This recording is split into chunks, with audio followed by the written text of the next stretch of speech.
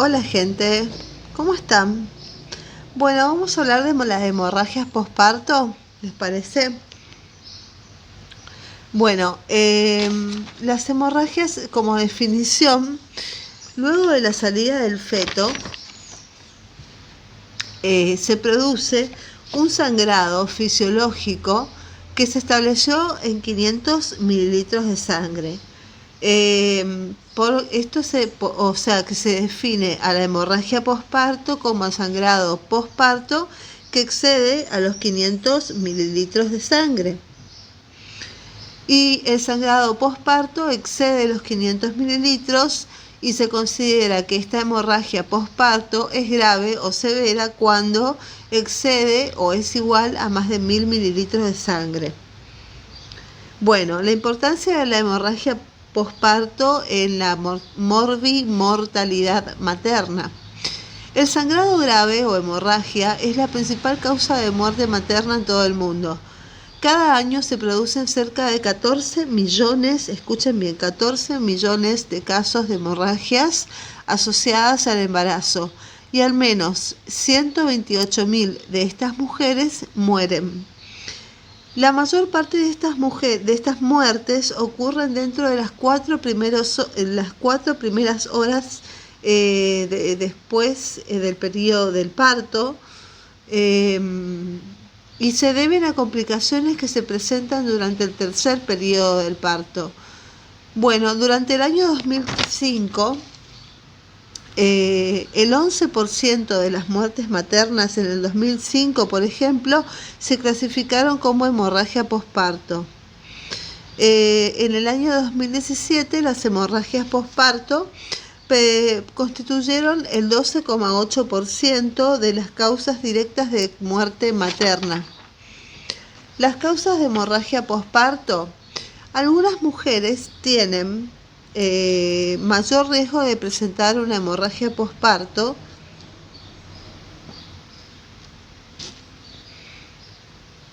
esperen que acomodo bien, ahí está. Entre los factores podemos considerar los factores previos al embarazo, los factores durante el embarazo y los factores durante el trabajo de parto. Los factores previos al embarazo son la obesidad y antecedentes de hemorragias de posparto previas en otros embarazos y cirugías uterinas previas. Esas son causas previas al embarazo. Después tenemos las durante el embarazo, que es por ejemplo la macrosomía fetal, la preeclampsia también y el embarazo múltiple. Después también tenemos durante el trabajo de parto, tenemos como causa la episiotomía y la cesárea. Son las causas de hemorragia posparto, las causas de muerte por hemorragia posparto. Sin embargo, durante solo 1/3 de las hemorragias ocurren en mujeres con factores de riesgo. O sea, 1 de cada 3 mujeres con factores de riesgo tienen hemorragias. Las 2 no tienen ningún factor de riesgo, las otras 2. Entonces, las causas de hemorragia pueden agruparse en 4 grupos. En 1, trastornos de la contracción uterina. 2, restos y adherencias placentarias. Y 3, traumatismos del tracto genital. Y cuarta causa, trastornos de la coagulación. Son las denominadas 4T: el tono, el tejido, el trauma y la trombina. Y es en lo que debemos pensar clínicamente ante la presencia de hemorragia por posparto. La causa más frecuente es la atonía uterina y la falta de contractilidad del útero posparto. La detección y diagnóstico. El punto de corte de 500 mililitros se considera de alerta para el equipo de salud. Inicie intervenciones que eviten la descompensación hemodinámica de la mujer e identifiquen la causa de la hemorragia para su tratamiento etiológico. Sin embargo, en la práctica clínica cotidiana no hay una estimación exacta de la pérdida de sangre, ya que no es el hábito en el país de cuantificar la sangre en el posparto, por lo tanto debemos evaluar otras alternativas. Con respecto a las dificultades en el diagnóstico, la estimación de la pérdida de sangre es muy subjetiva, depende de quién la mire, se calcula visualmente. Entonces se considera que hay una subestimación por lo que la detección de la hemorragia posparto puede ser tardía, y la evaluación a través de signos clínicos incipientes o predictores de la descompensación hemodinámica de la mujer son alternativas válidas para detectar precozmente la hemorragia posparto. Tenemos la frecuencia cardíaca materna, la presión arterial materna y el índice de shock hipovolémico, que es la frecuencia cardíaca sobre la tensión arterial sistólica. Clásicamente, desde la emergentología, se ha propuesto evaluar la pérdida de sanguínea teniendo en cuenta signos clínicos tales como el estado de conciencia, las mucosas, la presión arterial, la frecuencia del pulso, en relación con pérdidas en volúmenes crecientes desde los 500 mililitros de sangre. Sin embargo, además de ser engorroso en etapas iniciales, no es preciso, y en situaciones de emergencia en la sala de parto necesitamos indicadores rápidos con gran capacidad de predicción y fáciles de identificar. Entonces, el índice de shock, ampliamente estudiado en emergentología en pacientes generales, también puede ser evaluado en la embarazada, y en estudios recientes realizados en la maternidad del Vidal, del Hospital Vidal de Corrientes, se comprobó que un IS de 0,80 a los 30 minutos de producirse el parto predice las mujeres que van a perder más de 500 mililitros de sangre, y en el caso de hemorragia severa más de 1000 mililitros de sangre, muchísimo. Y en el 80% de las veces que constatemos este índice tendremos sí o sí un cuadro grave. El IS ha demostrado ser más útil para evaluar el índice de shock o IS.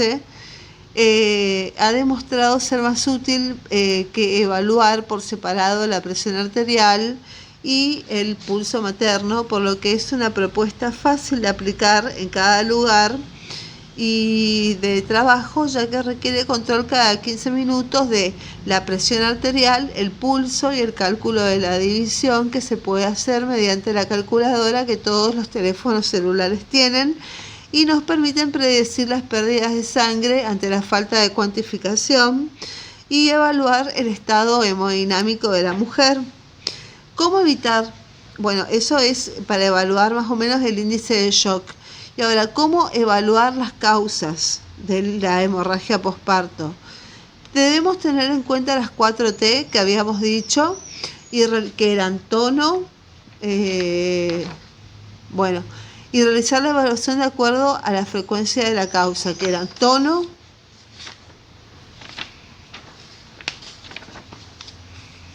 con respecto al tono, cuando le falta la retracción del útero, la falta en producirse la contracción posparto lleva a la atonía o a la inercia. Por lo tanto, debemos palpar por abdomen el útero y verificar su consistencia, y en caso de que esté disminuida tendremos el diagnóstico de inercia uterina. Después tenemos la segunda T, que es la T de trauma. Si el útero está bien contraído y constatamos la integridad de la placenta, debemos revisar el canal de parto en forma progresiva, la vulva, las paredes vaginales y el cuello uterino. Es necesario colocar valvas para el examen del cuello uterino. Si hay antecedentes de cirugía sobre el útero, se debe sospechar la rotura uterina. Y con respecto a la tercera T, la tercera T es la T de tejido.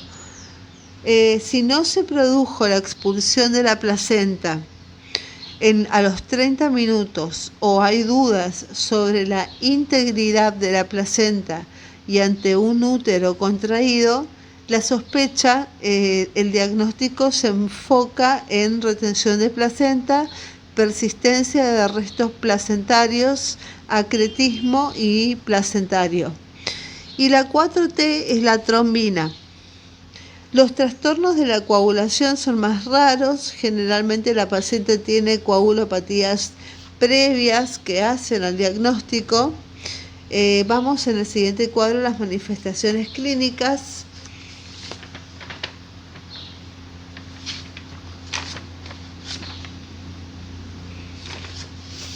El manejo y tratamiento de la hemorragia posparto.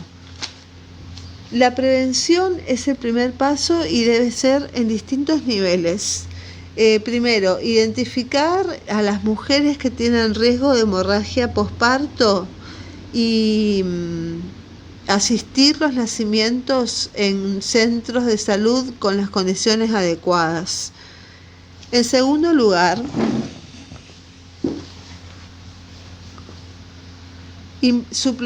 implementar en la atención del parto intervenciones eficaces para disminuir la probabilidad de hemorragia posparto en todos los partos, tengan o no factores de riesgo.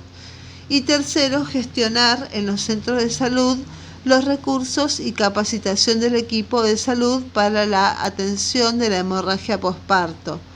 Con respecto a la asistencia de los nacimientos en condiciones adecuadas, gestión de recursos y capacitación.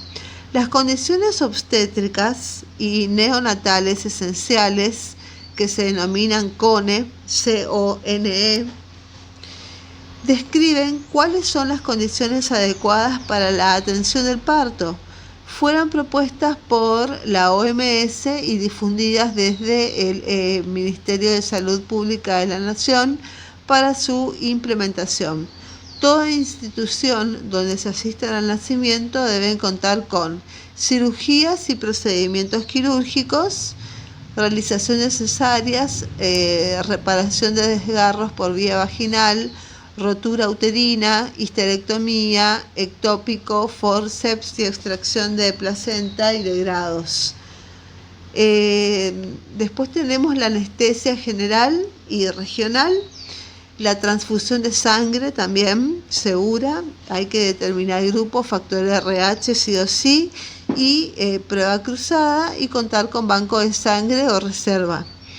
Y tratamientos médicos para que pueda resolver un estado de shock, sepsis o eclampsia, y asistencia neonatal inmediata con recepción y reanimación cardiopulmonar, control térmico. Muy bien. Con respecto al cuadrito, decíamos que las manifestaciones iniciales y otros signos y síntomas clínicos son, por ejemplo, una hemorragia posparto inmediata con un útero blando no retraído. Por ejemplo, los signos y síntomas que a veces presentan son taquicardia e hipertensión. El diagnóstico probable seguramente es atonía uterina y la frecuencia es del 70%. La causa es una anomalía en la contractilidad. Después también tenemos otras manifestaciones como la hemorragia posparto inmediata. Acá los signos y síntomas son placenta previa, íntegra, útero contraído, desgarros del cuello uterino, la vagina o el perineo, y seguramente el 20% es causa traumática. Después también tenemos que otra manifestación inicial es que no se palpa todo el útero en la palpación abdominal con dolor intenso. Entonces los síntomas y signos que a veces los preceden son la inversión uterina visible en la vulva y la hemorragia posparto inmediata. Esto significa que hay inversión uterina y ocurre en el 20% y la causa es traumática. Después también tenemos dolor severo que puede disminuir después de la rotura y se produce hemorragia posparto inmediata, donde el sangrado es intraabdominal y o vaginal y el abdomen es doloroso, el shock, taquicardia, no se expulsa la placenta y el diagnóstico probable es la rotura uterina. Otra manifestación es que cuando no se expulsa la placenta dentro de los 30 minutos después del parto, acá tenemos los síntomas y signos, son el útero contraído, el diagnóstico probable es la retención de la placenta y la causa puede ser la retención de productos de la gestación. Después tenemos las manifestaciones iniciales como que falta una porción de la superficie materna de la placenta o hay un desgarro de las membranas. Y los síntomas que a veces se presentan son la hemorragia posparto inmediata y el útero retraído.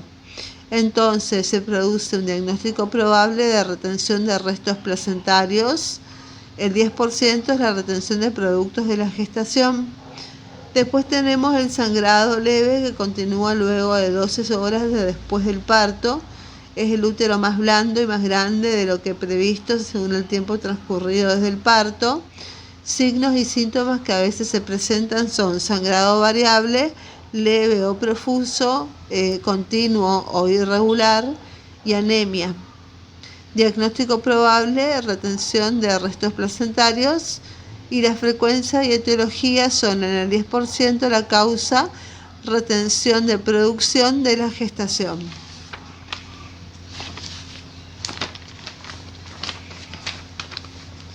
Bueno, el manejo y tratamiento de la hemorragia posparto.